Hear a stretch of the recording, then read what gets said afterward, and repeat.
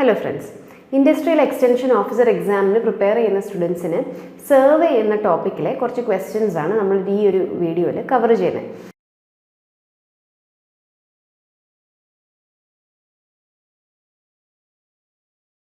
ഈ 2023-2024 കാലയളവിൽ കേരള PSCയിൽ ഈ പർട്ടിക്കുലർ സിലബസിൽ നിന്നും, അതായത് സർവേയുടെ നമുക്ക് IEOയിൽ പഠിക്കാനുള്ള പോർഷനിൽ നിന്നുള്ള ക്വസ്റ്റ്യൻസ് ആണ് നമ്മൾ ഈ ഒരു വീഡിയോയിൽ കവർ ചെയ്യുന്നത്. അപ്പോൾ ആദ്യത്തെ question, which of the following are reducing scales? 10:1, 10:2, 1:2 and 1:5. അപ്പോൾ എന്താണ് റെഡ്യൂസിങ് സ്കെയിൽ എന്നുള്ളത് ആദ്യം നോക്കാം. അപ്പോൾ പലപ്പോഴും നമുക്ക് വരയ്ക്കാനുള്ള ഒന്നുകിൽ ഡ്രോയിങ്സിലേക്ക് അല്ലെങ്കിൽ പ്ലാനുകളിലേക്ക് അല്ലെങ്കിൽ മാപ്പിലൊക്കെ വരയ്ക്കേണ്ടപ്പോൾ നമുക്ക് original size of the drawing അല്ലെങ്കിൽ original size of the body object നമുക്ക് അതേപോലെ തന്നെ ഡ്രോയിങ്സിലേക്ക് കൊണ്ടുവരാൻ പറ്റത്തില്ല. അപ്പോൾ അതിനെ ഒന്നുകിൽ ചെറിയ സൈസാക്കി ആയിരിക്കും വരയ്ക്കുന്നത് അല്ലെങ്കിൽ വലിയ സൈസാക്കി ആയിരിക്കും വരയ്ക്കുന്നത്. അപ്പോൾ ഇങ്ങനെ സൈസ് മാറ്റി വരയ്ക്കേണ്ടപ്പോൾ അതിനെ മെഷർ ചെയ്യാനായിട്ട് നമ്മൾ യൂസ് ചെയ്യുന്ന ഒരു ടേമാണ് representative fraction. Representative fraction is defined as ratio of length of the object on the drawing by actual length of the object. അപ്പോൾ ഇങ്ങനെ നമ്മൾ സ്കെയിൽ മാറ്റി വരയ്ക്കുമ്പോൾ ഈ സ്കെയിൽസിനെ നമുക്ക് മൂന്നായിട്ട് ക്ലാസിഫൈ ചെയ്യാം: reducing scale, enlarging scale and full size scale. ഇപ്പോൾ റെഡ്യൂസിങ് സ്കെയിൽ എന്ന് വെച്ചാൽ രണ്ടാമത്തെ ടേം, അതായത് നമ്മൾ ജനറലി പറയുമ്പോൾ 1:10 അല്ലെങ്കിൽ 1:50, അതായത് രണ്ടാമത് വരുന്ന ടേം വലുതായിരിക്കും. അതായത് ഒറിജിനലി ഉള്ള ഒബ്ജക്റ്റിൻ്റെ സൈസിനേക്കാൾ തീരെ കുറഞ്ഞ സൈസിലായിരിക്കും നമ്മൾ ഡ്രോയിങ്ങിൽ അതിനെ റെപ്രസെൻറ്റ് ചെയ്യുന്നത്. ഇപ്പോൾ എക്സാമ്പിൾ പറയുവാണെങ്കിൽ ഒരു 10 meters ഉള്ള റോഡിനെ 1 meter ഉള്ള റോഡായിട്ടായിരിക്കും ഡ്രോയിങ്ങിൽ കാണിക്കുന്നത്. അപ്പോൾ ഈ 1:10 എന്നുള്ളത് അവിടെ ഒരു റെഡ്യൂസിങ് സ്കെയിലാണ്. അപ്പോൾ ഇതായിരുന്നു നമുക്ക് ക്വസ്റ്റ്യനിൽ ചോദിച്ചിരുന്നത്. അപ്പോൾ ഈ തന്നിരിക്കുന്ന ഓപ്ഷൻസിൽ 1:2ഉം 1:5ഉമാണ് ഇതിൽ റെഡ്യൂസിങ് സ്കെയിലായിട്ട് വരുന്നത്. അപ്പോൾ correct answer will be option C. 3 and 4 ആണ് ഇതിൽ റെഡ്യൂസിങ് സ്കെയിലായിട്ട് തന്നിരിക്കുന്നത്. ഇനി മറ്റ് രണ്ട് ടൈപ്സ് ഓഫ് സ്കെയിലൂടെ ഒന്ന് ബ്രീഫായിട്ട് പറഞ്ഞേക്കാം. രണ്ടാമത്തെ ടൈപ്പാണ് എൻലാർജിങ് സ്കെയിൽ. എൻലാർജിങ് സ്കെയിൽ എന്ന് വെച്ചാൽ ഒരു ചെറിയ ഒബ്ജക്റ്റിനെ, ഇപ്പോൾ എക്സാമ്പിൾ പറയുവാണെങ്കിൽ ഒരു പെൻസിലിനെ നമ്മൾ വലുതായിട്ട്, അതായത് ഒരു 5 centimeter സൈസുള്ള പെൻസിലിനെ ഞാനൊരു 10 centimeter സൈസിൽ ലെങ്ത്തിൽ ഞാനൊരു പേപ്പറിൽ വരയ്ക്കുവാണെങ്കിൽ അതൊരു എൻലാർജിങ് സ്കെയിലാണ്. അപ്പോൾ അവിടെ നമുക്ക് ആദ്യം വരുന്ന ഡിജിറ്റ് വലുതായിരിക്കും compare to the second digit. അതായത് 10:1 അല്ലെങ്കിൽ 5:1 അല്ലെങ്കിൽ 20:1, ഇതെല്ലാം എൻലാർജിങ് സ്കെയിൽസ് ആണ്. പിന്നുള്ളത് ഫുൾ സൈസ് സ്കെയിലാണ്. ഫുൾ സൈസ് സ്കെയിൽ എന്ന് വെച്ചാൽ ഒറിജിനലി ആ ഒബ്ജക്റ്റിൻ്റെ സൈസ് എത്രയാണോ അതേ സൈസിൽ തന്നെ ആയിരിക്കും നമ്മൾ ഡ്രോയിങ്ങിൽ അത് വരയ്ക്കുന്നത്. അതായത് 5 centimeter ഉള്ള ഒരു പെൻസിലിനെ 5 centimeter ആയിട്ട് തന്നെ ഡ്രോയിങ്ങിൽ വരയ്ക്കുവാണെങ്കിൽ അതൊരു ഫുൾ സൈസ് സ്കെയിൽസ് ആണ്. അപ്പം 3 ടൈപ്പ് സ്കെയിൽ പഠിച്ചു: reducing scale, enlarging scale and full size scale. Reducing scale ആണെങ്കിൽ രണ്ടാമത്തെ ഡിജിറ്റ് ആയിരിക്കും വലുത് വരുന്നത്. അതായത് ആക്ച്വൽ ഒബ്ജക്റ്റിൻ്റെ സൈസിനേക്കാട്ടിലും ചെറിയ സൈസിലായിരിക്കും നമ്മൾ ഡ്രോയിങ്ങിൽ അത് റെപ്രസെൻറ്റ് ചെയ്യുന്നത്. എൻലാർജിങ് സ്കെയിൽ ആണെങ്കിൽ ഒറിജിനലി ഉള്ള ഒബ്ജക്റ്റിൻ്റെ സൈസിനേക്കാട്ടിലും വലിയ സൈസിലായിരിക്കും നമ്മളിത് ഡ്രോയിങ്ങിൽ വരയ്ക്കുന്നത്. പിന്നുള്ളത് ഫുൾ സൈസ് സ്കെയിൽ. ഇപ്പോൾ ഒറിജിനലി എത്ര ആയിരുന്നു ഒബ്ജക്റ്റിൻ്റെ സൈസ് അതേ സൈസിൽ തന്നെയാണ് നമ്മൾ ഡ്രോയിങ്ങിൽ അതിനെ റെപ്രസെൻറ്റ് ചെയ്യുന്നത്. ഇതാണ് നമുക്ക് പഠിക്കാനുള്ള 3 ടൈപ്പ് സ്കെയിൽസ്. ഇനി അടുത്ത question, an actual length of 5 meter of A room is represented as 25 mm length on drawing. Representative fraction of the drawing is. അപ്പോൾ നമ്മൾ നേരത്തെ പറഞ്ഞു റെപ്രസെൻറ്റേറ്റീവ് ഫ്രാക്ഷൻ കണ്ടുപിടിക്കാനുള്ള നമ്മുടെ ഇക്വേഷൻ. ഇപ്പോൾ ന്യൂമറേറ്ററിൽ നമുക്ക് ഡ്രോയിങ്ങിലുള്ള ലെങ്ത്തും കൊടുക്കും, ഡിനോമിനേറ്ററിൽ ആക്ച്വൽ ഒബ്ജക്റ്റിൻ്റെ ലെങ്ത്തുമാണ് കൊടുക്കുന്നത്.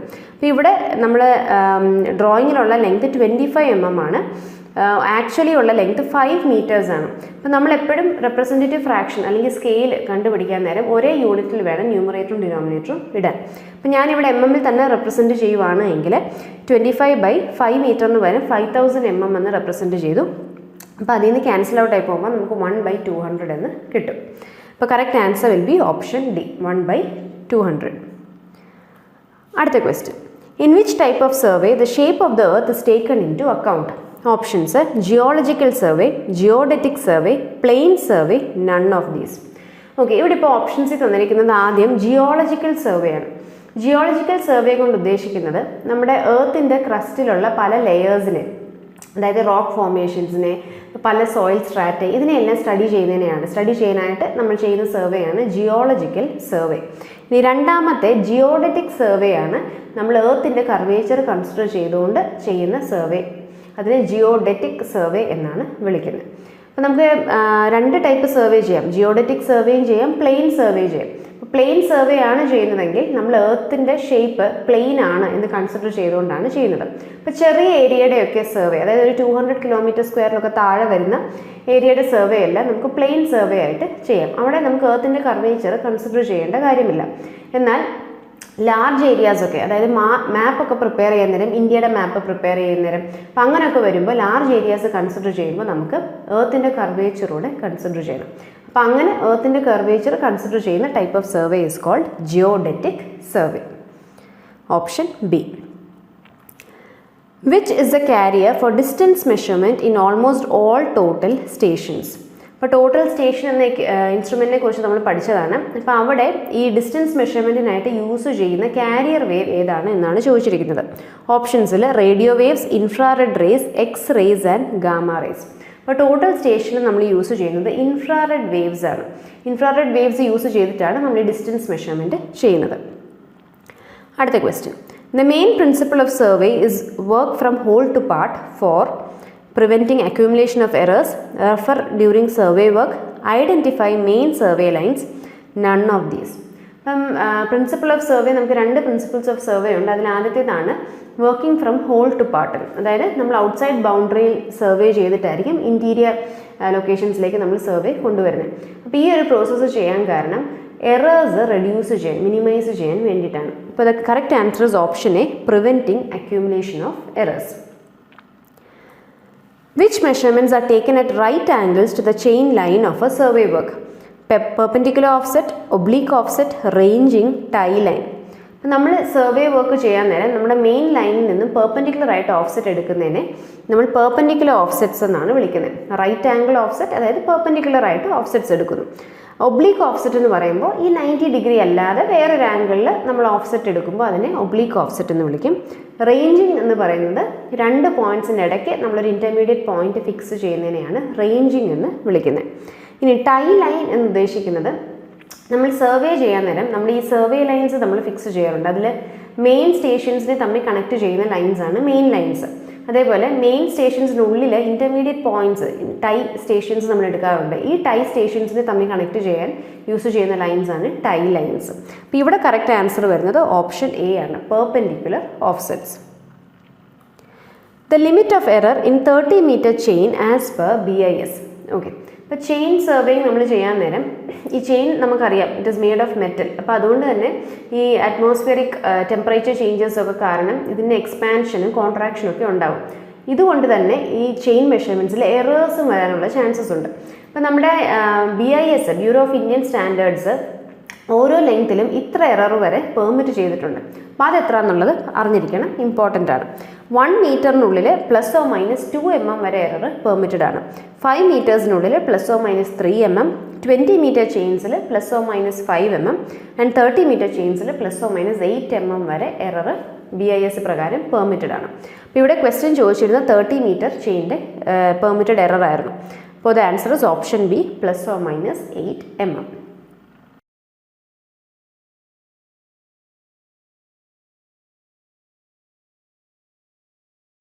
The length of a line measured with a 20-meter chain was found to be 250 meters. Calculate the true length of the line if the chain was 10 centimeters too long. Okay, ഇവിടെ ഇപ്പോൾ പറഞ്ഞിരിക്കുന്നത് 20 metre length ആണെന്ന് പറഞ്ഞ് നമ്മളൊരു chain വെച്ച് നമ്മൾ measurement ചെയ്തു. അങ്ങനെ ലെങ്ത് നമുക്ക് 250 മീറ്റർ എന്ന് കിട്ടി. എന്നാൽ പിന്നീടാണ് അറിയുന്നത് ഇത് ആക്ച്വലി 20 മീറ്റേഴ്സ് അല്ല, എക്സ്ട്രാ ഒരു 10 സെൻറ്റിമീറ്റേഴ്സ് കൂടി ഇതിൻ്റെ ലെങ്ത് ഉണ്ടെന്നുള്ളത്. അതായത് ചെയിനിൻ്റെ ലെങ്ത്തിൽ എറർ ഉണ്ടായിരുന്നു. അപ്പോൾ അങ്ങനെ വരുമ്പോൾ ആക്ച്വൽ ലെങ്ത് എത്ര ആണെന്നുള്ളത്, ഈ 250 എന്ന് പറഞ്ഞ് നമ്മൾ മെഷർ ചെയ്ത ലൈനിൻ്റെ ആക്ച്വൽ ലെങ്ത് എത്ര ആണ് എന്നതാണ് കണ്ടുപിടിക്കേണ്ടത്. അപ്പോൾ ഈ ഒരു പോർഷൻ നമുക്ക് വരുന്നത് എറേഴ്സ് ഇൻ ചെയിൻ സർവേയിങ് എന്ന ടോപ്പിക്കിൽ നിന്നാണ്. അപ്പോൾ അതിൽ ഈ ഒരു പർട്ടിക്കുലർ എററിനെ നമ്മൾ കറക്ഷൻ ഡ്യൂ ടു സ്റ്റാൻഡേർഡൈസേഷൻ എന്നാണ് വിളിക്കുന്നത്. അപ്പോൾ ഇത് കണ്ടുപിടിക്കാനുള്ള ഇക്വേഷനാണ് true length is equal to measured length into actual length by designated length. അപ്പോൾ ഇതിൽ മെഷേർഡ് ലെങ്ത് നമുക്ക് 250 മീറ്റേഴ്സ് ആണ് എന്ന് ക്വസ്റ്റ്യനിൽ പറയുന്നുണ്ട്. അപ്പോൾ അങ്ങനെ വരുമ്പോൾ നമ്മൾ ഒരേ യൂണിറ്റിലേക്ക് എല്ലാത്തിനെയും ആക്കാൻ വേണ്ടിയിട്ട് എല്ലാം സെൻറ്റിമീറ്ററിലാണ് സബ്സ്റ്റിറ്റ്യൂട്ട് ചെയ്യുന്നതെങ്കിൽ 250 മീറ്റേഴ്സിനെ നമുക്ക് 25,000 സെൻറ്റിമീറ്റർ എന്ന് എഴുതാം ഇൻറ്റു നമ്മുടെ ആക്ച്വൽ ലെങ്ത് എന്ന് പറയുന്നത് 20 മീറ്റേഴ്സ് പ്ലസ് 10 സെൻറ്റിമീറ്റേഴ്സ് ആണ്. അപ്പോൾ അങ്ങനെ വരുമ്പോൾ അതിനെ സെൻറ്റിമീറ്റർ ടേംസിൽ തന്നെ സബ്സ്റ്റിറ്റ്യൂട്ട് ചെയ്തു 2000 + 10 എന്ന് എഴുതി. ഡിനോമിനേറ്ററിൽ നമുക്ക് ഡെസിഗ്നേറ്റഡ് ലെങ്ത് ആണ് കൊടുക്കേണ്ടത്. ഡെസിഗ്നേറ്റഡ് ലെങ്ത് എന്ന് ഉദ്ദേശിക്കുന്നത് എത്ര ലെങ്ത് ആണോ ചെയിൻ എന്ന് പറഞ്ഞ് നമ്മൾ മെഷർ ചെയ്യുന്നു ആ ലെങ്ത് ആണ് ഡെസിഗ്നേറ്റഡ് ലെങ്ത്. അതായത് ആ ചെയിനിൽ എഴുതിയിരിക്കുന്ന ലെങ്ത്. അപ്പോൾ അത് 20 മീറ്റർ എന്നാണ് എഴുതിയിരുന്നത്. അപ്പോൾ ഡെസിഗ്നേറ്റഡ് ലെങ്ത് 20 മീറ്റേഴ്സ്. അതിനെയും സെൻറ്റിമീറ്റർ ആക്കിയപ്പോൾ 2000 സെൻറ്റിമീറ്റേഴ്സ് എന്ന് കിട്ടി. സബ്സ്റ്റിറ്റ്യൂട്ട് ചെയ്ത് റീഅറേഞ്ച് ചെയ്യുമ്പോൾ നമുക്ക് 251.25 മീറ്റേഴ്സ് എന്ന് original true length of the line എന്ന് കിട്ടും. അപ്പം നമ്മൾ 250 മീറ്റർ എന്ന് പറഞ്ഞ് മെഷർ ചെയ്ത ലൈനിൻ്റെ original length was 251.25 meters. The correct answer is option C. അടുത്ത question. In survey work, reciprocal ranging is applicable for hilly region, plain region, valley region when end stations are not intervisible. അപ്പോൾ എന്താണ് reciprocal ranging? ഇപ്പോൾ നമുക്ക് 2 type ranging ഉണ്ട്, direct ranging and indirect ranging. അതിൽ indirect ranging ആണ് reciprocal ranging. ഇപ്പോൾ 2 end stations, അതായത് നമുക്ക് സർവേ ചെയ്യേണ്ട സ്റ്റേഷൻസിൻ്റെ 2 എൻഡ് സ്റ്റേഷൻസും തമ്മിൽ വിസിബിൾ ആണ് എങ്കിൽ, ഇൻ്റർവിസിബിൾ ആണ്, അതായത് ഒരു സ്റ്റേഷനിൽ നിന്നാൽ എൻഡ് സ്റ്റേഷൻ നമുക്ക് കാണാൻ പറ്റുമെങ്കിൽ അവിടെ നമ്മൾ യൂസ് ചെയ്യുന്ന ഡയറക്റ്റ് റേഞ്ചിങ് ആണ്.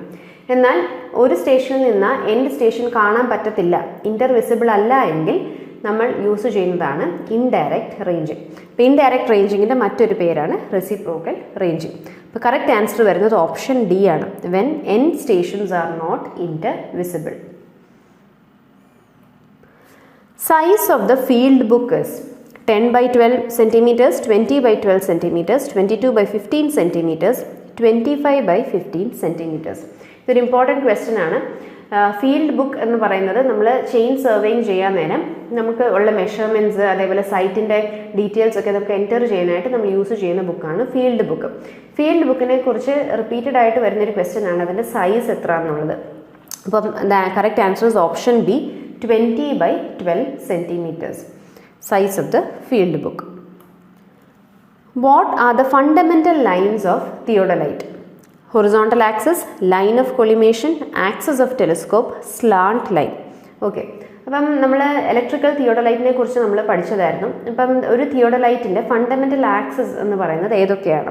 ഇപ്പോൾ തന്നിരിക്കുന്ന ഓപ്ഷൻസിൽ സ്ലാന്റ് ലൈൻ അല്ല, സ്ലാന്റ് ലൈൻ ഒരു ഫണ്ടമെൻ്റൽ ആക്സിസ് ഓഫ് തിയോഡലൈറ്റ് അല്ല. ബാക്കി തന്നിരിക്കുന്ന 3 തിയോഡലൈറ്റിൻ്റെ ഫണ്ടമെൻ്റൽ ലൈൻസ് ആണ്. അപ്പോൾ ഇതെന്തൊക്കെയാണെന്നുള്ളത് നമുക്കൊന്ന് നോക്കാം. ഇതൊരു തിയോഡലൈറ്റിൻ്റെ ഫിഗറാണ്. അപ്പോൾ ഇതിൽ ഈ വേർട്ടിക്കൽ ആക്സിസ് എന്ന് പറയുന്നത് അതിൻ്റെ മറ്റൊരു പേരാണ് അസിമുത്ത് axis. It is the axis around which the instrument rotates in the horizontal plane.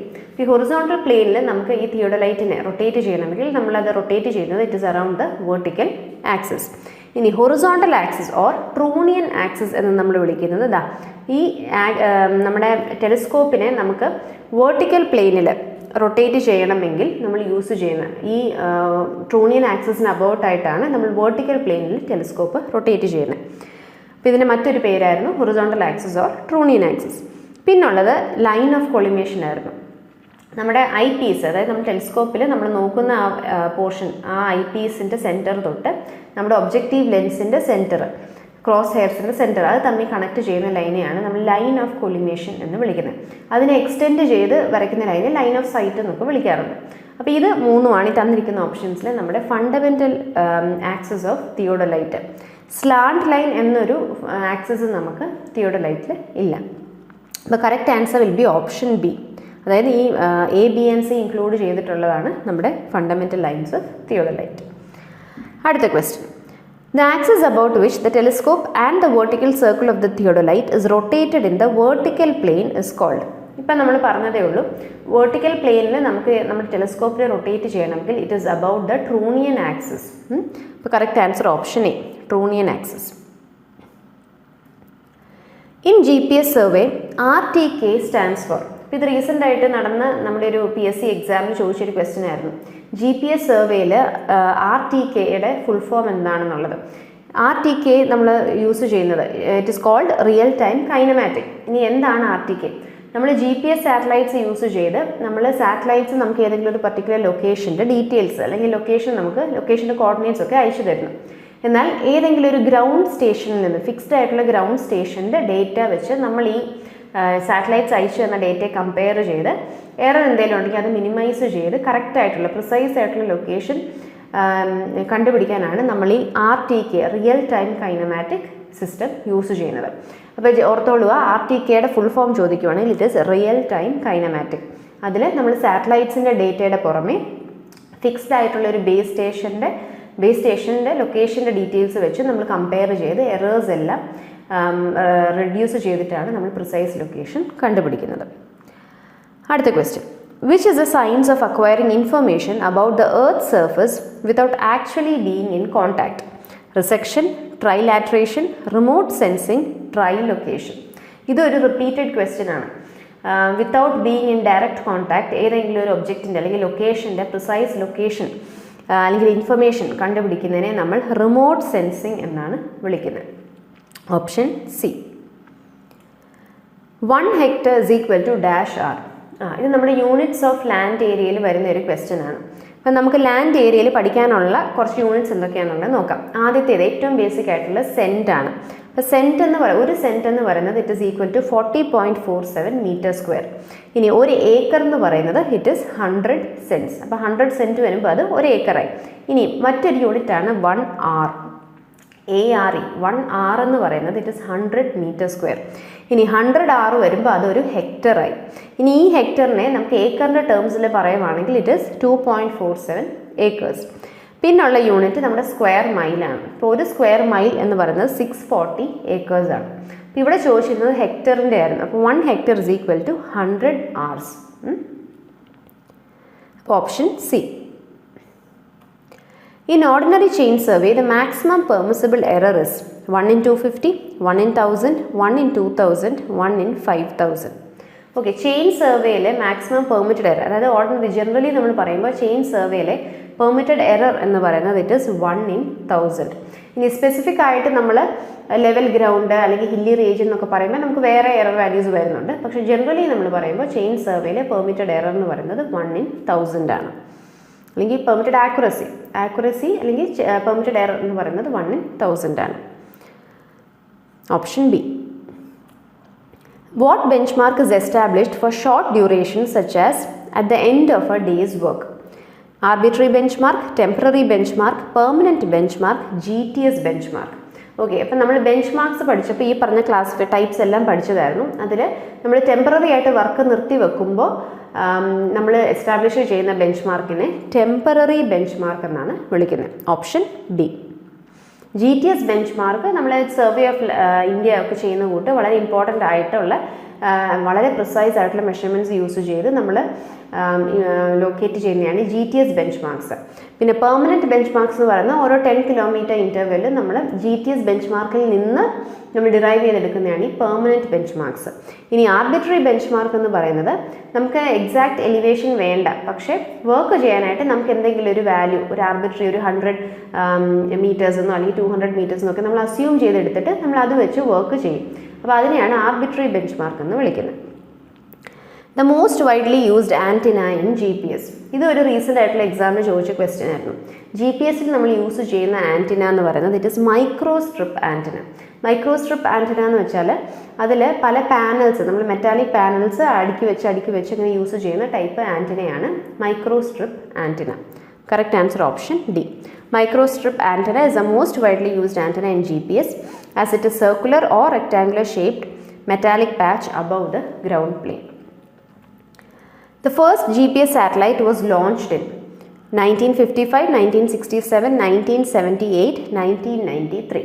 അപ്പം നമ്മുടെ GPS സാറ്റലൈറ്റ്സിൽ 24 സാറ്റലൈറ്റ് ഉണ്ട് എന്ന് നമുക്കറിയാം. പക്ഷേ അതിൽ ആദ്യത്തെ സാറ്റലൈറ്റ് ലോഞ്ച് ചെയ്തത് 1978 അപ്പോൾ 1978 ആദ്യത്തെ സാറ്റലൈറ്റ് ലോഞ്ച് ചെയ്തു. അങ്ങനെ ബാക്കി പുറകെ സാറ്റലൈറ്റ്സ് ലോഞ്ച് ചെയ്ത് അവസാനം 24 സാറ്റലൈറ്റ്സും ഓർബിറ്റിൽ വന്ന് ഈ GPS വർക്ക് ചെയ്യിപ്പിച്ച് തുടങ്ങിയത് 1993.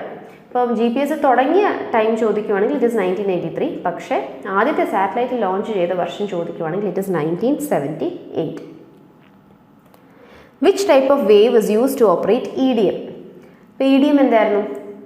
നമുക്കറിയാം, it is a distance measuring instrument. അപ്പോൾ ഈ EDM മെഷർമെൻറ്റ്സിലായിട്ട് നമ്മൾ യൂസ് ചെയ്യുന്ന വേവ് ഏതാണ്?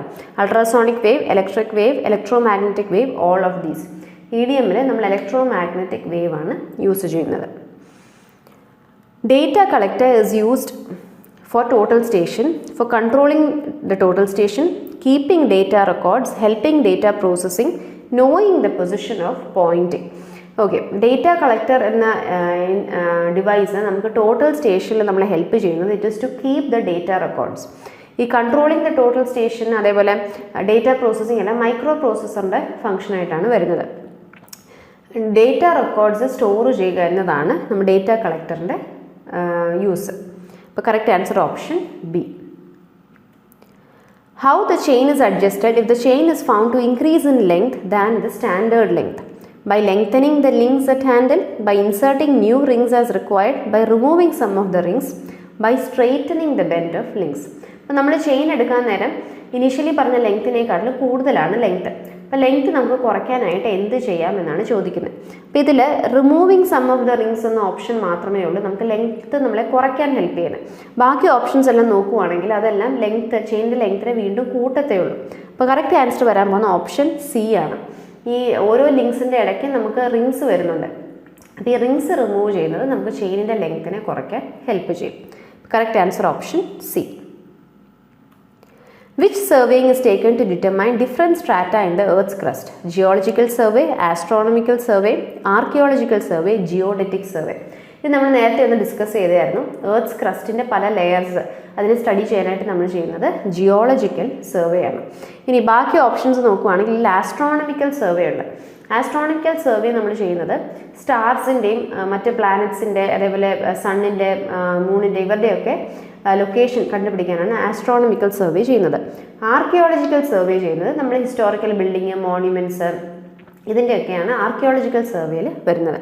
ജിയോഡറ്റിക് സർവേ നമ്മൾ പറഞ്ഞു എർത്തിൻ്റെ കർവേച്ചറൂടെ കൺസിഡർ ചെയ്തിട്ടുള്ള ടൈപ്പ് ഓഫ് സർവേ വർക്കിനെയാണ് ജിയോഡറ്റിക് സർവേ എന്ന് വിളിക്കുന്നത്. അപ്പോൾ ഇവിടെ correct answer is option A, geological survey. Chain surveying uses the principle of traversing, chaining, ranging, triangulation. ഇത് ഒരു ഇമ്പോർട്ടൻറ്റ് ക്വസ്റ്റ്യൻ ആണ്. ചെയിൻ സർവേയിൽ നമ്മൾ യൂസ് ചെയ്യുന്ന പ്രിൻസിപ്പിൾ എന്ന് പറയുന്നത് ട്രയാങ്കുലേഷൻ ആണ്. അതായത് നമുക്ക് സർവേ ചെയ്യേണ്ട പ്ലോട്ട് ഏരിയ മൊത്തം നമ്മൾ പല ട്രയാങ്കിൾസ് ആയിട്ട് ഡിവൈഡ് ചെയ്ത് ഈ ട്രയാങ്കിൾസിൻ്റെ സൈഡിൻ്റെ ലെങ്ത് ആണ് നമ്മൾ ചെയിൻ യൂസ് ചെയ്ത് മെഷർ ചെയ്യുന്നത്. പിന്നീട് നമ്മൾ മാത്തമാറ്റിക്കൽ ഇക്വേഷൻസ് യൂസ് ചെയ്ത് ഈ ട്രയാങ്കിളിൻ്റെ സൈഡ് ലെങ്ത് വെച്ച് നമ്മൾ ഏരിയ കണ്ടുപിടിച്ചിട്ട് ഓരോ ട്രയാങ്കിളിൻ്റെ ഏരിയ തമ്മിൽ ആഡ് ചെയ്ത് ടോട്ടൽ പ്ലോട്ട് ഏരിയ നമ്മൾ സർവേ ചെയ്ത് എടുക്കുന്നു. അപ്പോൾ ഇതാണ് triangulation process. In a metric chain, the ends of each link is connected by 3 oval rings, 4 oval rings, 2 oval rings and 1 oval ring. Okay. Metric ചെയിനിൽ നമ്മൾ metric chains പഠിക്കാൻ നേരം ഓരോ ലിങ്ക്സിനെയും തമ്മിൽ കണക്ട് ചെയ്ത് നമുക്ക് 3 ഓവൽ റിങ്സ് ആണ് ഉള്ളത്. The ends of each link are bent into a loop and connected together by means of 3 oval rings. Correct answer option A. Which is used to measure the accuracy of the framework of survey? Baseline, check line, tie line, subsidiary line. ഇത് ഒരു important question ആണ്, പല പ്രാവശ്യം ചോദിച്ചിട്ടുമുണ്ട്. അപ്പം survey വർക്കിൻ്റെ accuracy check ചെയ്യാനായിട്ട് നമ്മൾ use ചെയ്യുന്ന ലൈനിനെ check line or proof line എന്നും വിളിക്കാറുണ്ട്. അപ്പം ബേസ് ലൈൻ എന്ന് പറയുന്നത് നമ്മൾ സർവേ ലൈൻസ് ലേ ചെയ്യുമ്പോൾ അതിൽ ഏറ്റവും ലെങ്ത് കൂടിയ ലൈനെയാണ് ബേസ് ലൈൻ എന്ന് വിളിക്കുന്നത്. ടൈ ലൈൻ അല്ലെങ്കിൽ സബ്സിഡറി ലൈൻ രണ്ട് സെയിം ആണ്. അത് എന്ന് പറയുന്നത് ഈ ടൈ സ്റ്റേഷൻസിനെ തമ്മിൽ കണക്ട് ചെയ്യുന്ന ലൈനാണ് tie lines or subsidiary lines. Check line or proof line ആണ് നമ്മുടെ ആക്യുറസി ഓഫ് സർവേ വർക്ക് അത് മെഷർ ചെയ്യാനായിട്ട് നമ്മൾ യൂസ് ചെയ്യുന്ന lines. Correct answer option B. Where single line field book is used in surveying? Ordinary work, small scale work, large scale survey with detailed work, precision work. Okay, നമുക്ക് field ബുക്സിൻ്റെ size നമ്മൾ നേരത്തെ discuss ചെയ്തു. 2 type field books ആണ് സർവേയിങ്ങിൽ use ചെയ്യുന്നത്. Single line field ബുക്കും double line field ബുക്കും. അപ്പോൾ ഇതിൽ സിംഗിൾ ലൈൻ ഫീൽഡ് ബുക്കിൽ നടുക്കൊരൊറ്റ കോളമേ ഉള്ളൂ. അതിൽ നമുക്ക് വളരെ ഡീറ്റെയിൽഡ് ആയിട്ട് ലാർജ് സ്കെയിലിൽ നമ്മൾ സർവേ ചെയ്യാൻ നേരം എല്ലാ ഡീറ്റെയിൽഡ് ആയിട്ട് ചെറിയ ചെറിയ കാര്യങ്ങളിലൂടെ നമുക്ക് ഡീറ്റെയിൽ ആയിട്ട് എഴുതണമെങ്കിൽ നമ്മൾ ഈ സിംഗിൾ ലൈൻ ഫീൽഡ് ബുക്സ് ആണ് യൂസ് ചെയ്യുന്നത്. ഇവിടെ കറക്റ്റ് ആൻസർ വരുന്നത് large scale survey with detailed work എന്നാണ്. അപ്പോൾ എന്നാൽ ഡബിൾ ലൈനിൽ വരുമ്പോൾ നമ്മൾ അത്ര ഡീറ്റെയിൽ ആയിട്ട് എഴുതാറില്ല. കൂടുതൽ ഡേറ്റ അല്ലെങ്കിൽ ഇൻഡെപ്തിൽ നമ്മൾ ഡീറ്റെയിൽസ് ഒന്നും എൻ്റർ ചെയ്യാത്ത ബുക്ക് ഈ ഡബിൾ ലൈൻ ഫീൽഡ് ബുക്കാണ്. അപ്പോൾ സിംഗിൾ ലൈൻ ഫീൽഡ് ബുക്കിലാണ് നമ്മൾ വളരെ ഡീറ്റെയിൽഡ് ആയിട്ടെല്ലാം വിശദമായി എഴുതി ലാർജ് സ്കെയിലിൽ സർവേ ചെയ്യുമ്പോഴാണ് നമ്മൾ single line field books use ചെയ്യുന്നത്. Which EDM instrument is fabricated and worked on the propagation of modulated light waves? Total station, tellurometer, geodimeter, Decca navigate.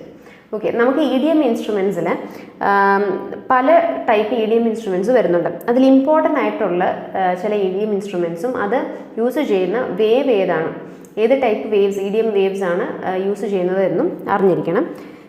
Microwave use ചെയ്യുന്ന instruments ഉണ്ട്. അപ്പോൾ ഈ മൈക്രോവേവ് യൂസ് ചെയ്യുന്ന ഇൻസ്ട്രുമെൻറ്റ്സിൻ്റെ ഒരു എക്സാമ്പിളാണ് ടെല്ലൂറോമീറ്റർ. അതേപോലെ വിസിബിൾ ലൈറ്റ് വേവ്സ് യൂസ് ചെയ്യുന്ന ഇൻസ്ട്രുമെൻറ്റ്സ് ഉണ്ട്. അതിലൊന്നാണ് ജിയോഡിമീറ്റർ. അപ്പോൾ ഇതായിരുന്നു നമുക്ക് ക്വസ്റ്റ്യനിൽ ചോദിച്ചിരുന്നത്, മോഡ്യുലേറ്റഡ് ലൈറ്റ് വേവ്സ് യൂസ് ചെയ്യുന്ന EDM ഇൻസ്ട്രുമെൻറ്റ് ഏതാണെന്നുള്ളത്. അപ്പോൾ അത് ജിയോഡിമീറ്റർ ആണ്. പിന്നുള്ളത് ഇൻഫ്രാറെഡ് ഇൻസ്ട്രുമെൻ്റ് ആണ്. ഇൻഫ്രാറെഡ് വേവ്സ് യൂസ് ചെയ്യുന്ന ഇൻസ്ട്രുമെൻ്റ് ആണ് ഡിസ്റ്റോമാറ്റ്. അപ്പോൾ ഇത് മൂന്നെങ്കിലും അറിഞ്ഞിരിക്കണം. മൈക്രോവേവ് ഇൻസ്ട്രുമെൻ്റ് ഉള്ളത് ടെല്ലൂറോമീറ്റർ ആണ്, വിസിബിൾ ലൈറ്റ് ജിയോഡിമീറ്ററും, ഇൻഫ്രാറെഡ് ഡിസ്റ്റോമാറ്റും ആണ്.